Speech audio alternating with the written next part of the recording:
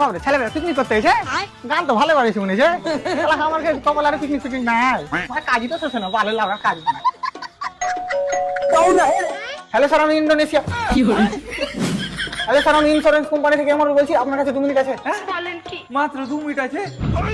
আমি তো ডাক্তারের কাছ থেকে 7 দিনের ওষুধ নিয়ে এসেছি সব ওষুধ বাদ আরে স্যার মানে আমার সাথে কথা বলার মতো আপনার কাছে 2 মিনিট হবে ও ঠিক আছে বলো হ্যাঁ স্যার আপনি লাইফ ইন্স্যুরেন্স করে নিন ঠিক আছে এতে কি কি ফায়দা পাবো ফায়দা বলতে স্যার আপনি মরলে টাকা পাবেন মরার পরে কি করে টাকা পাবো বে তুই আমার সাথে যাবি নাকি উপরে আরে স্যার মানে আপনার পরিবার টাকা পাবে আচ্ছা হ্যাঁ আপনি কি একবারও ভেবে দেখেছেন তাহলে আপনি মরার পরে আপনার বউ কোথায় যাবে কালুর কাছে হ্যাঁ ওই শালি আজ সকালে কালুকে চোখ মারছিল আমি আজ দেখেছি ইন্স্যুরেন্স করবো না ভাই আমি আরে স্যার আপনি বুঝতে পারছেন না আচ্ছা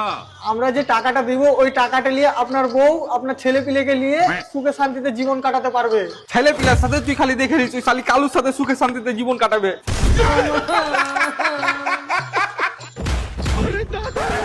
আরে স্যার নিজের বউয়ের ব্যাপারে এরকম করে বলতে হয় না বউ বাড়িকে আলো করে আচ্ছা তাহলে কারেন্টের খরচা বেশি যাবে